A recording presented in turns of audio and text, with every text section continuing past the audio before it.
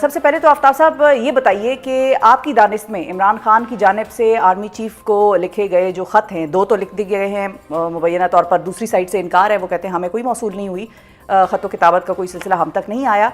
ये स्ट्रैटेजी आपको ठीक लग रही है या आपको लगता है कि ये एक अननेसेसरी किस्म का स्टेप था जो खान साहब ने लिया? देखें, अननेसेसरी किस तरह हो सकती है? उसके ऊपर कोई कॉस्ट आ रही है क्या? कोई बिल आ रहा है? कोई 40 अरब रुपए की जैसे फायर वॉल है उस तरह का कोई एक खर्चा है जो इस गरीब इकोनॉमी के ऊपर पड़ रहा है? वो अपनी फीलिंग्स जो है, अपनी फाइंडिंग्स वो लिख के भेज रहा है कि जनाब आप एक इंतहाई अहम पोजीशन पर फायज हैं इस वक्त, और तारीख में ये दौर बड़ी शिद्दत से याद किया जाएगा। इसमें मैं भी अपने 2 सेंट्स डाल रहा हूँ। जरूर, अगर हो सके तो आप भी देख लीजिए कि इसको, अगर आपको महसूस होता है कि सवाल सारे गलत थे, जवाब क्या देते, तो मत दीजिए जवाब। से हिंग लगता है ना फटकड़ी, क्या प्रॉब्लम है आपको?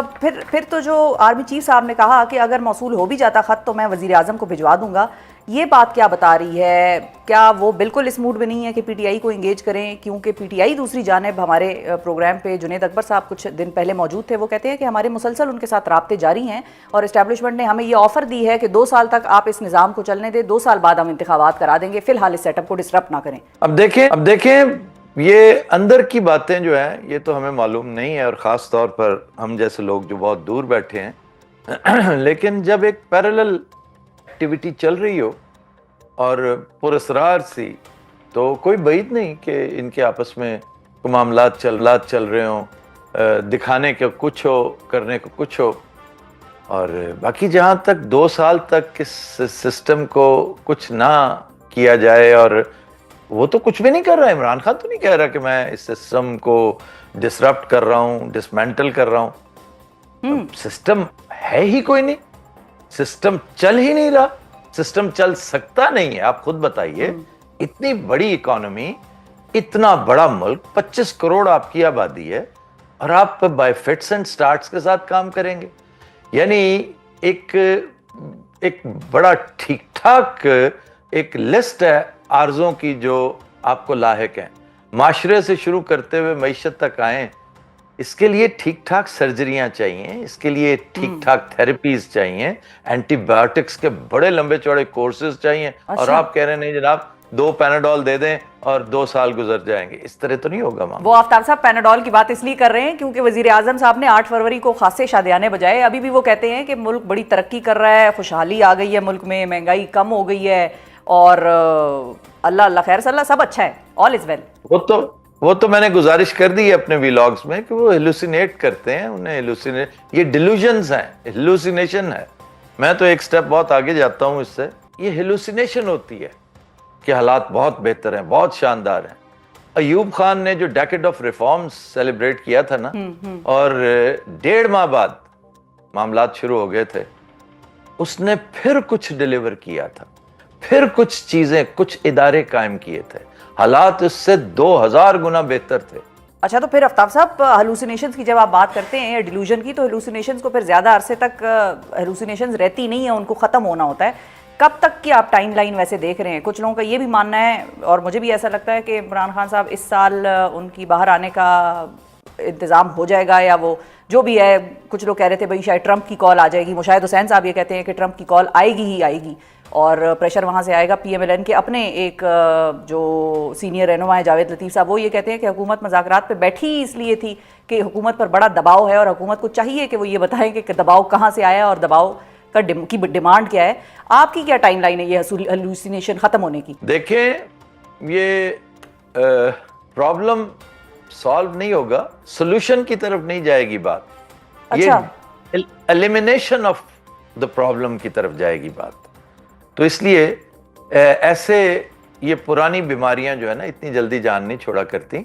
और जहां तक अमरीकी प्रेशर का ताल्लुक है, अमरीकी प्रेशर तो शुरू है, बड़े दिन से ऑन है। 5 नवंबर से ऑनवर्ड्स अगर आप पल्स को देखें तो प्रेशर तो ऑन है। अगर कोई फर्क है तो ये कि 2-3 अहम शख्सियात की तरफ से फॉर्मली कोई बात नहीं, तो हम एक्सपेक्ट भी नहीं करते।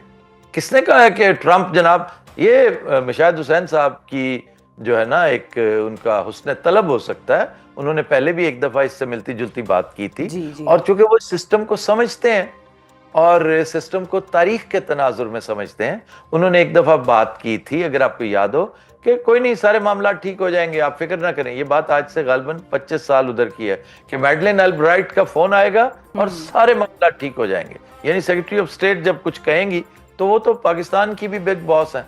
अच्छा, तो फिर आफ्ताब साहब ये सस्टेन कर लेगा प्रेशर? ये अगर प्रॉपरली फॉर्मली वहां से प्रेशर आए तो पाकिस्तान की गवर्नमेंट सस्टेन कर लेगी?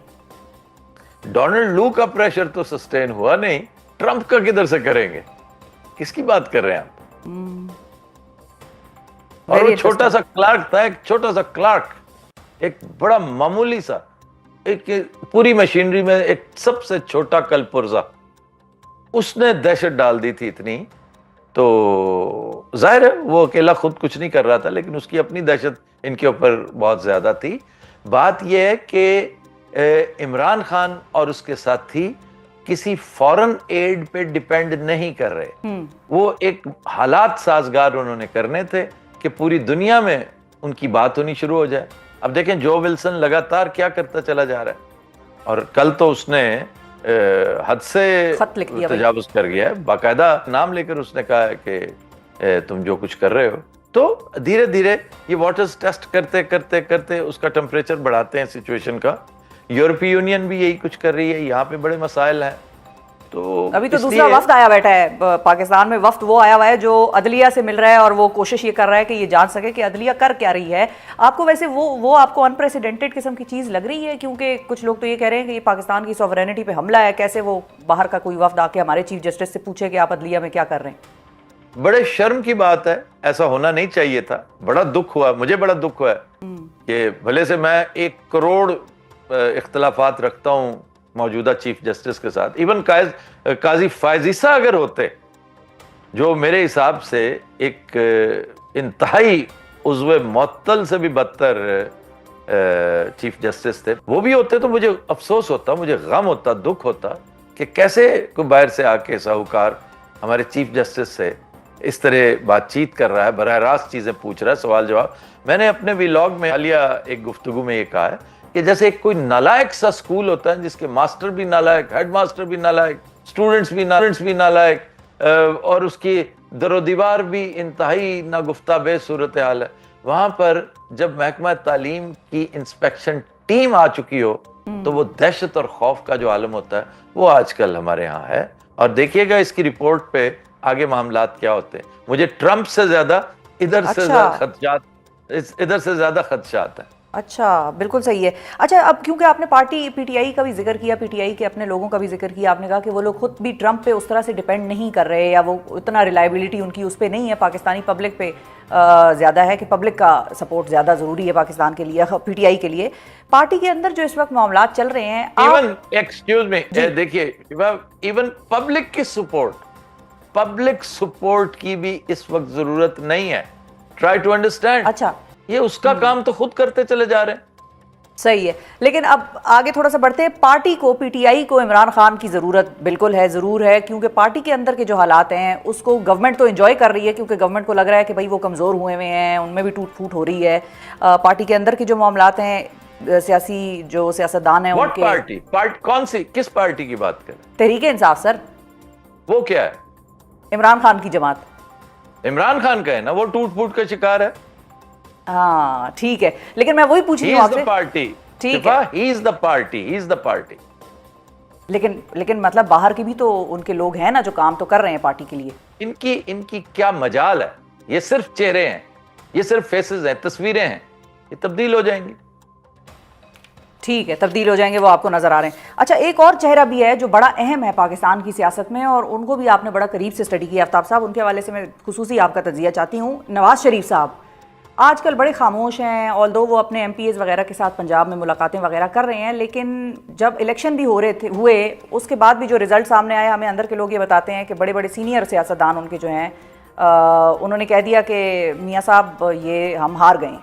और मियाँ साहब की जो अपनी इलेक्शन से पहले का सवाल उनसे एक सहाफ़ी ने पूछा कि अगर मखलूत हुकूमत हुई, उन्होंने कहा नहीं अल्लाह अल्लाह करें, आप कैसी बातें कर रहे हैं, मखलूत हुकूमत कहाँ से बनानी हमने। इस वक्त उनकी क्या स्टेट ऑफ माइंड आपको नजर आ रही है? He is nowhere to be scene.